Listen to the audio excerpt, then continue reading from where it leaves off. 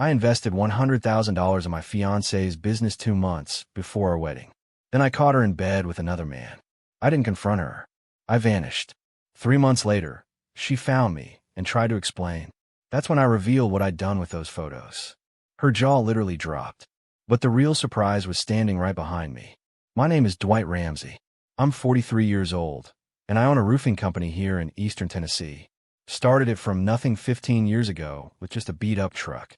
Now I've got 12 guys on the crew and steady work. It's honest labor, hard on the back, but good for the soul. Lorraine Winters was supposed to be my second chance.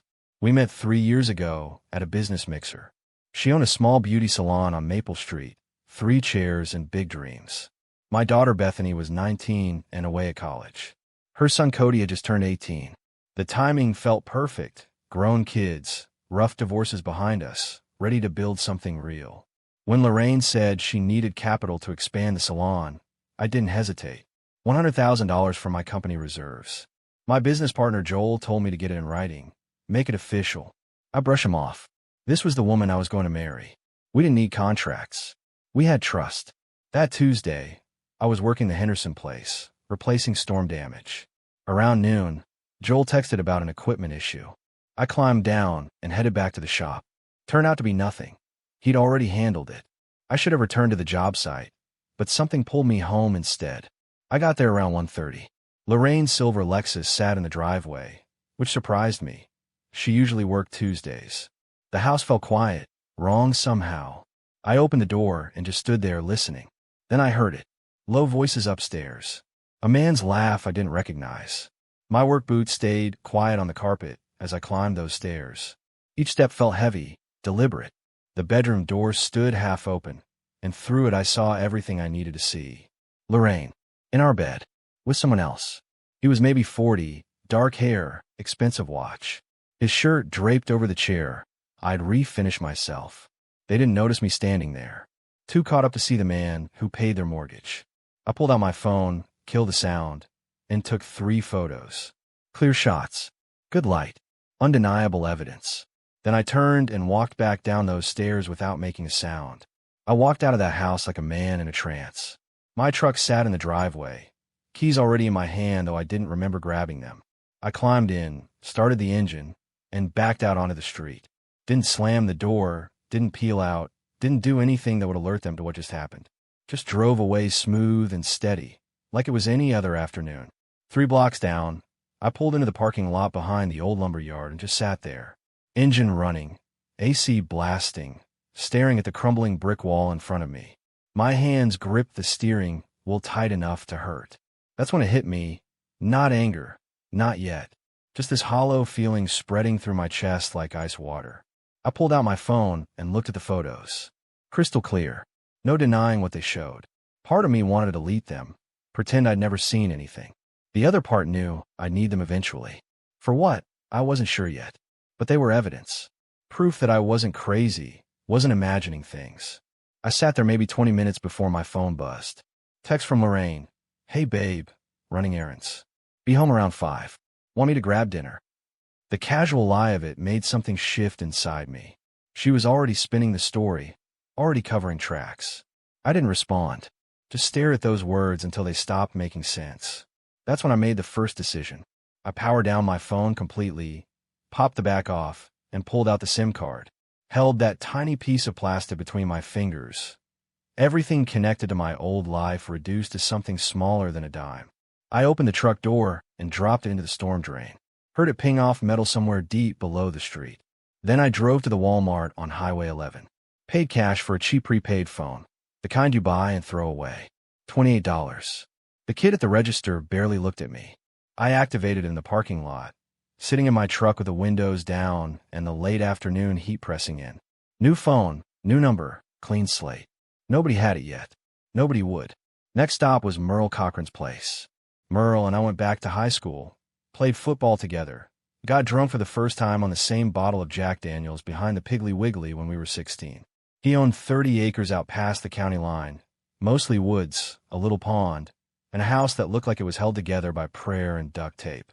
But it was his, free and clear, and he'd always told me if I ever needed anything, his door was open. I pulled up the long gravel drive around 4:30. Merle sat on his front porch with a beer in one hand and a fishing magazine in the other. He looked up as I parked, took one look at my face, and said, "You need the couch or the spare room?" That's Merle. Doesn't ask unnecessary questions. Doesn't pry. Just offers what he's got. Couch is fine, I told him. He nodded, took a long pull from his beer. There's more in the fridge. Help yourself. I grabbed my phone, the new one, and followed him inside. The house smelled like coffee and motor oil. It felt safer than anywhere else I could think of. That first night at Merle's, we didn't talk much. He threw a couple steaks on the grill out back while I sat on the porch steps, nursing a beer and watching the sun drop behind the tree line. The air smelled like charcoal and pine. Cicadas sang their evening song. Everything felt normal, except for the hole in my chest where my future used to be. Medium rare work for you. Merle called out from the grill. Yeah, that's fine. We ate at his kitchen table, plates scratched from years of use, the overhead light flickering like it might give up any minute. Merle chewed slowly, occasionally glancing at me, but never asking. After we finished, he cleared the plates and said, "Bathroom's down the hall. Clean towels in the closet. I'm up by 6 usually, but don't worry about it." Appreciate it, Merle. He just nodded and headed to his room. That was the extent of our deep conversation. I lay on that couch for hours, staring at the water-stained ceiling. Every time I closed my eyes, I saw them. Lorraine and that man, tangled up in sheets I'd paid for, in a house I'd helped make into a home. The betrayal kept playing on repeat, and each time it cut deeper. Not just that she'd done it, but that she'd looked me in the eye every morning knowing what she was hiding. Around midnight, my new phone buzzed. Unknown number. I knew it was her. She'd probably been calling the old number for hours, getting nothing, starting to panic. I let it ring until it stopped, then started again, and again. I powered it off and shoved it under the couch cushion. The next morning, I woke to the smell of coffee. Merle stood at the stove, frying eggs, bacon sizzling in another pan. He poured me a cup without asking, black and strong. "You working today?" he asked. "Should be. Henderson roof won't finish itself. You gonna tell your crew anything?" I thought about that. Joel would cover for me if needed, but the guys deserved to know I was still around. "I'll call Joel. Keep it simple." Merle nodded, flipped an egg. Simple's usually best. After breakfast, I used my burner phone to call Joel from the porch. He answered on the second ring. "It's Dwight," I said. "Jesus, man, where are you?" "Lorraine's been calling everyone. She filed a missing person report." That made me pause. "I'm not missing. I'm exactly where I need to be." "What happened?" "Can't get into it right now. I need you to run things for a while. Pay the guys out of the business account like normal. I'll check in when I can." Joel was quiet for a moment. "This about Lorraine?" "Yeah." "All right. I got it covered. But Dwight, you okay?" "Getting there," I said, and into the call. I spent the rest of that day helping Merle fix a section of fence that had rotted out. Physical work, something to keep my hands busy and my mind occupied. We didn't talk about Lorraine or what happened. Just measured posts, dug holes, poured concrete. By sunset, we had 10 feet of new fence standing straight and solid. That night, my daughter Bethany called. The burner phone lit up with her number, one of the few I transferred over. "Dad?" "Mom called me. She said you disappeared. What's going on?" I stepped outside so Merle wouldn't hear. "Beth, I'm fine. Something happened with Lorraine and me. I needed space." "What kind of something?" I couldn't tell her the whole truth. "Not yet. Adult stuff. Nothing for you to worry about. Focus on your classes." "Dad, I'm 19, not 9. Talk to me."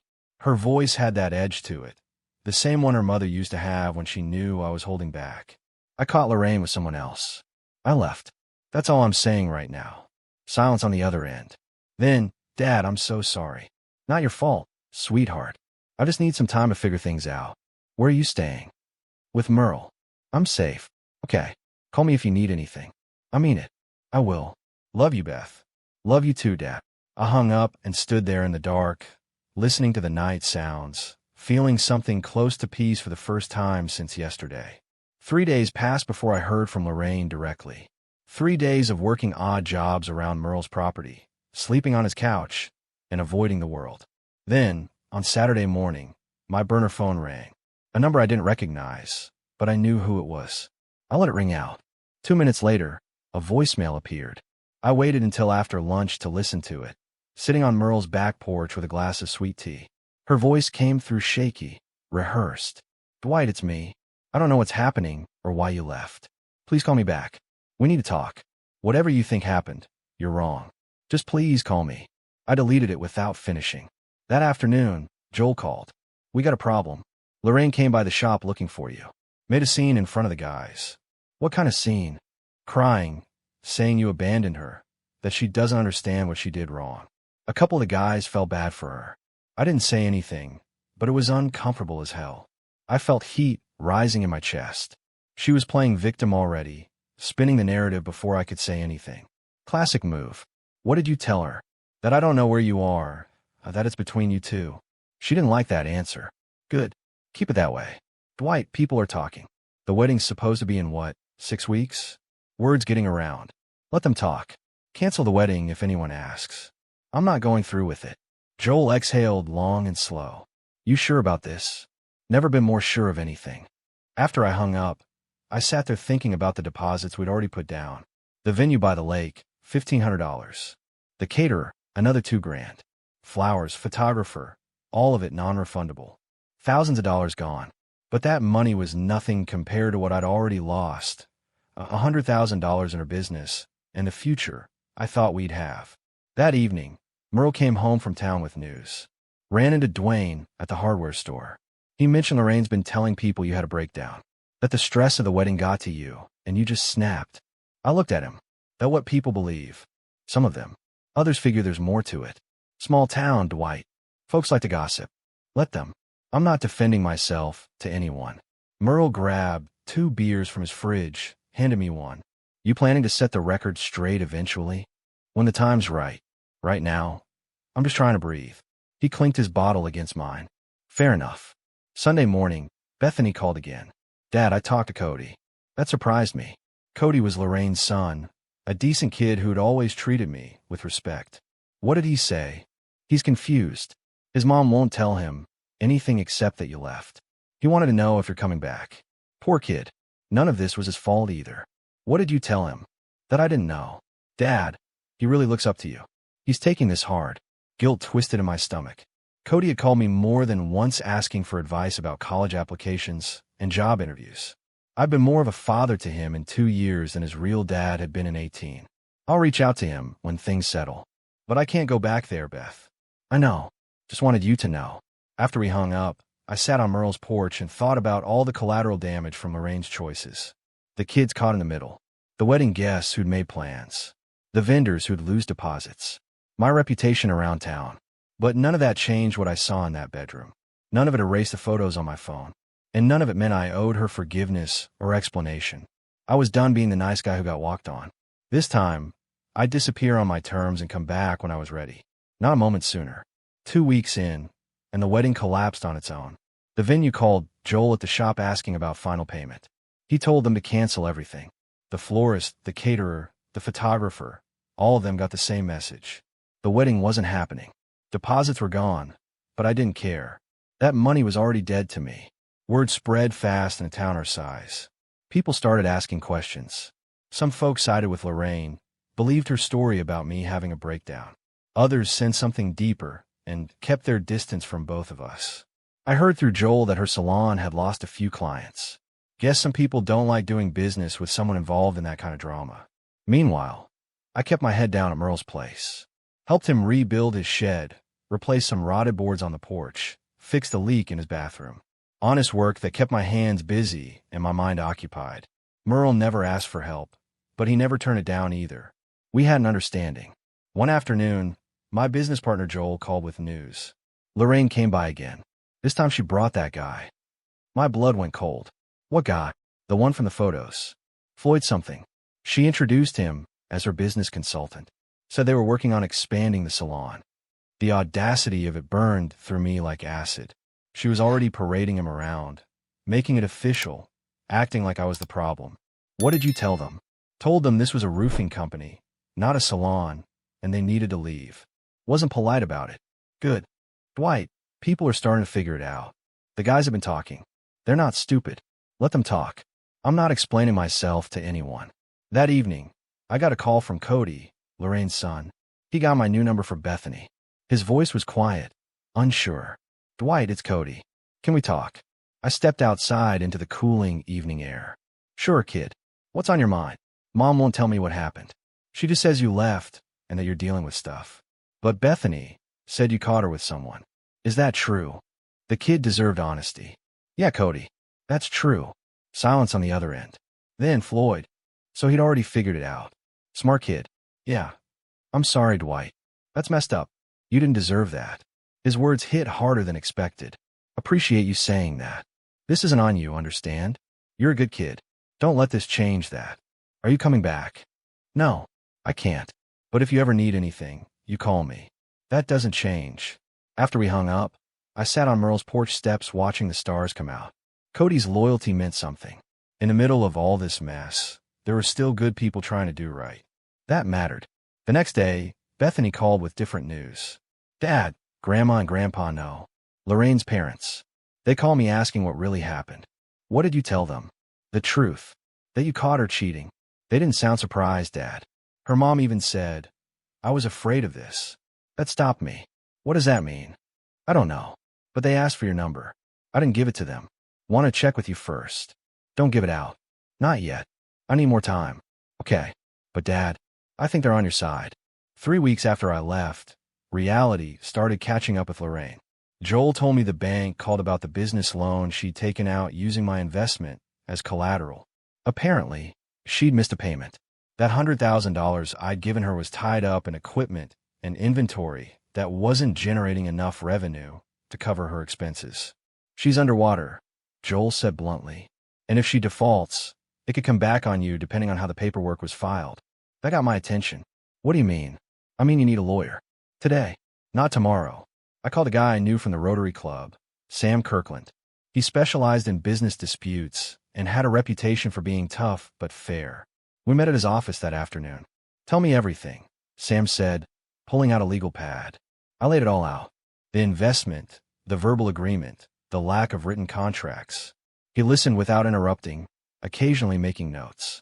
When I finished, he leaned back in his chair. You got burned, Dwight. Legally speaking, without a written agreement, proving that money was a loan versus a gift is going to be difficult. But the fact that you can show it came from business accounts helps. What are my options?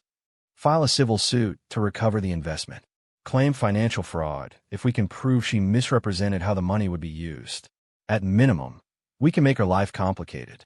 But it won't be quick or cheap. Do it. I want every dollar accounted for. Sam nodded. I'll draft the initial paperwork. One more thing, document everything. Every interaction, every call, every text. If this goes to court, we'll need it all. I left his office feeling like I'd finally taken a step forward instead of just surviving. This wasn't about revenge. This was about protecting what I'd built and making sure she didn't walk away clean. That night, Lorraine's parents called. Somehow they got my number. I almost didn't answer, but curiosity won. Dwight, it's Barbara, Lorraine's mother. Please don't hang up. I didn't say anything. Just waited. We know what happened. Cody told us. We're so sorry. This isn't who we raised her to be. Her voice was genuine, pained. Mrs. Winters, I appreciate that, but it doesn't change anything. We understand.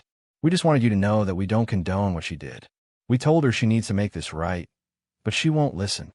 There's no making this right. The money you invested, we didn't know about that until recently. If she doesn't pay you back, we will. It might take time, but we'll do it. That floored me. You don't have to do that. We do. You were good to our daughter and our grandson. You deserve better. Please let us help fix this. After we hung up, I told Merle what they'd said. He whistled low. That's rare. Parents usually side with their kids no matter what. They're good people stuck with a bad situation. So what are you going to do? Let my lawyer handle Lorraine. If her parents want to help later, we'll deal with that then. Right now, I just need to stay the course. Merle raised his beer. To staying the course. I clinked my bottle against his and took a long drink. The path ahead was getting clearer, even if it was still hard. 3 months. That's how long I stayed gone before she tracked me down. 3 months of silence, of rebuilding myself piece by piece at Merle's place. I'd started taking on small roofing jobs again. Nothing major, just enough to keep my skills sharp and my mind occupied. Life had found a rhythm. Wake up, work, eat, sleep, repeat. Simple, clean, peaceful. Then one Thursday morning, I heard tires on Merle's gravel driveway. Looked out the window and saw her silver Lexus pulling up. My stomach dropped. Merle was at work. I was alone, coffee in hand, wearing jeans and an old t-shirt. For a second, I considered not answering.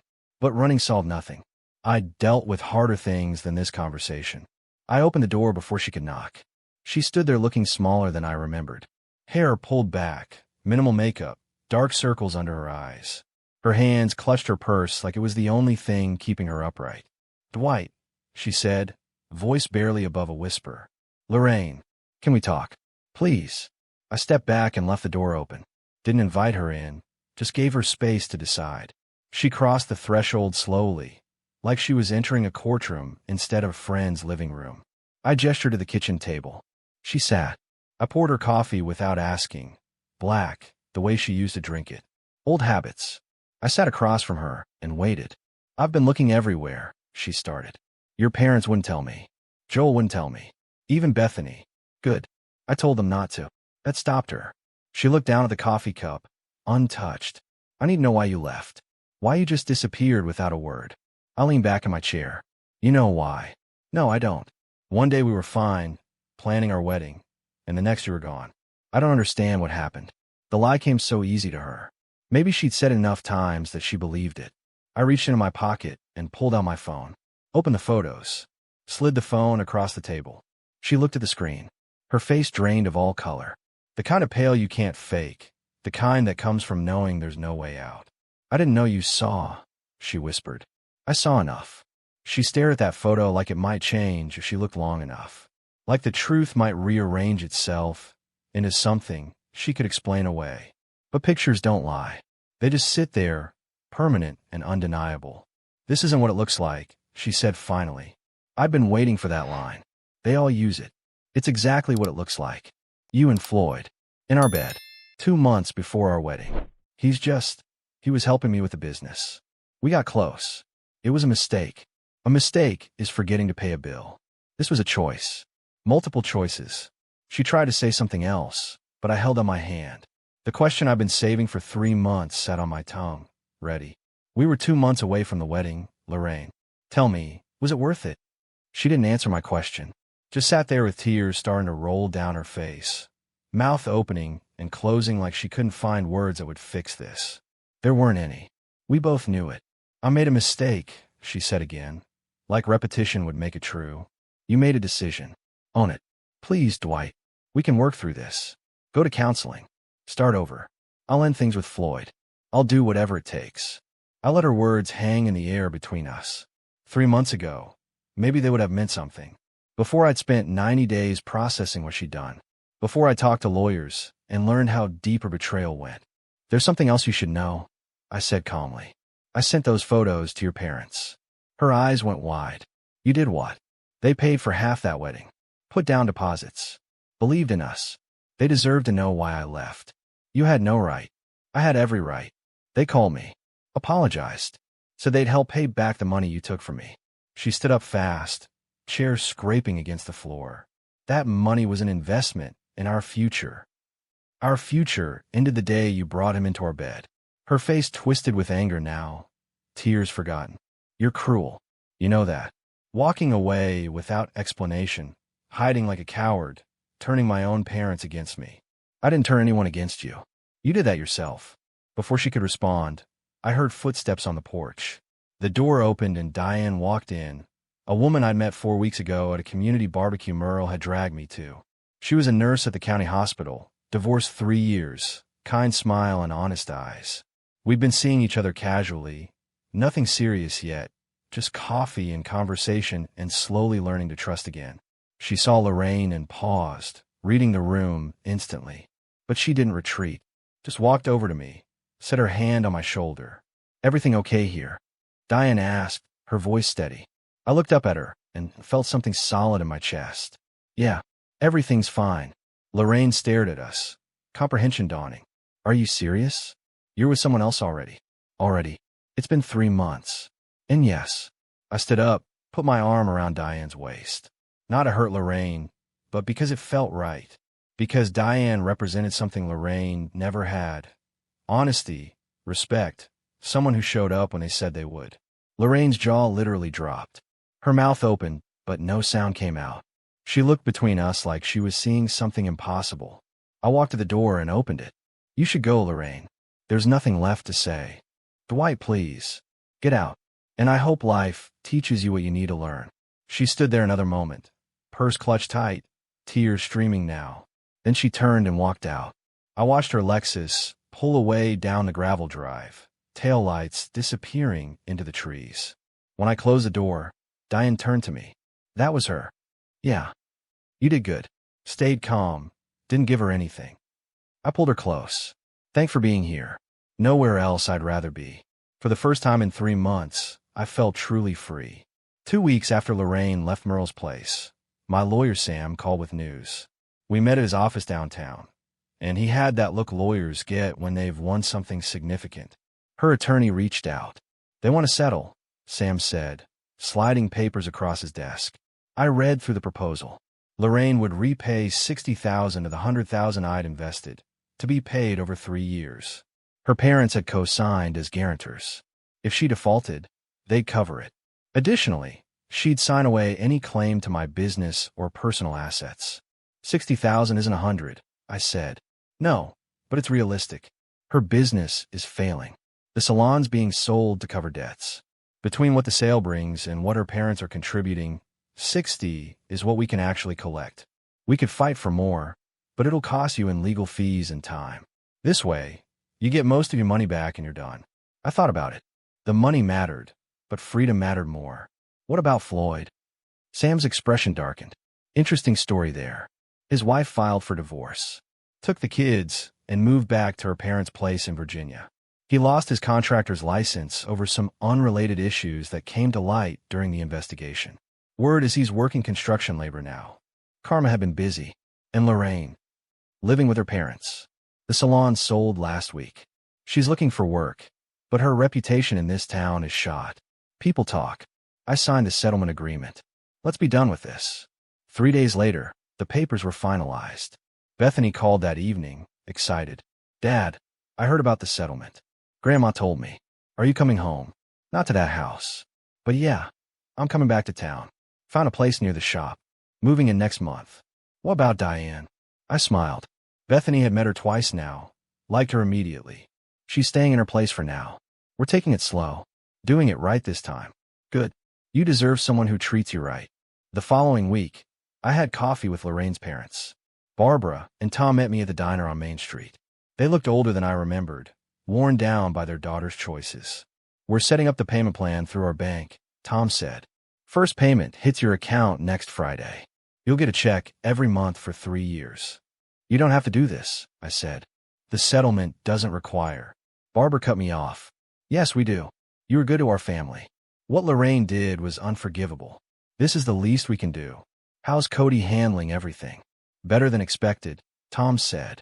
He got accepted to trade school. Wants to be an electrician. Says you inspired him to work with his hands. That hit me harder than I expected. He's a good kid.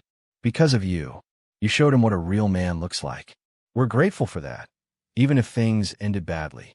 We finished our coffee, shook hands, and I drove back to Merle's place feeling lighter. The money would come back eventually. My reputation was intact, and I had a future with someone honest. That night, Diane came over. We sat on Merle's porch watching the stars come out, her head on my shoulder. You seem different, she said. Lighter somehow. Settlement's done. It's finally over. How do you feel? I thought about it. Free. Like I can finally move forward without looking over my shoulder. She squeezed my hand. Good. Because I'm ready to move forward with you. Yeah. Yeah. And that was enough. For months later, I stood in my new house. A small ranch on the east side of town. Nothing fancy but mine alone. Bethany helped me unpack boxes while Merle assembled furniture in the living room. Diane was in the kitchen organizing dishes, humming along to the radio. This place is good bones, Bethany said, echoing something Lorraine used to say. But coming from my daughter, it didn't hurt. It just was. It'll do, I replied. Room for you when you visit. Guest room for when Merle needs to crash. Merle called from the living room. I got my own place. Thank you very much. But I'll take the beer you promised for helping today. I grabbed 3 cold ones from the cooler. Couldn't drink one yet. Still had to get the fridge working. Handed them out. We stood in my empty living room, boxes everywhere, and it felt right. The roofing business was thriving. Joel and I had taken on 2 new guys, and we had contracts booked through next spring. The $60,000 from Lorraine's settlement was rebuilding my savings, 1 month at a time. Her parents never missed a payment. I'd heard through the grapevine that Lorraine moved to Knoxville. Fresh start somewhere people didn't know her story. Floyd apparently followed her there, though I didn't know if they were still together. Didn't care either. That chapter was closed and locked. Cody called me once a month. He'd started his electrician apprenticeship and loved it. We talked about his classes, his girlfriend, his plans for the future. I was proud of the man he was becoming, even if his mother and I hadn't worked out. One evening in late October, Diane and I sat on my new back porch. The air had that crisp autumn bite, leaves turning gold and red in the yard. She'd brought over a casserole for dinner, and we'd eaten it while watching the sun go down. "I've been thinking," she said carefully. "My lease is up in January. I could renew it, or—" I looked at her. Or I cannot renew it. See what else might be available." I took her hand. "This place has an extra bathroom. Good closet space. Room for 2. She smiled. "You asking me to move in? When you're ready. No rush. But yeah, I'm asking. Let me think about it." 2 weeks later, she said yes. The wedding that never happened turned into a life I never expected. Better. Honest. Built on truth instead of lies. Bethany loved Diane. Merle approved. Even my business partner Joel admitted I seemed happier than I'd been in years. 1 year after I walked out of that house, I stood at the Henderson place, finishing up a roof we'd started what felt like a lifetime ago. The same roof I'd been working on the day everything changed. Below me, the town spread out in all directions. My town, my business, my life. My phone buzzed. Text from Diane. "Dinner at 7? Making your favorite." I typed back, "Wouldn't miss it." I climbed down from that roof, packed up my tools, and drove home. Not to Lorraine's house. Not to Merle's couch. Home.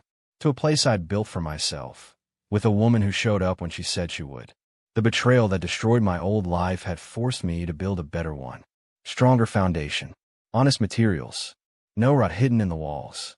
And standing in my driveway, looking at my house with Diane's car parked beside my truck, I realized something important. Sometimes the worst thing that happens to you is actually the best thing that could have happened. I was finally exactly where I needed to be.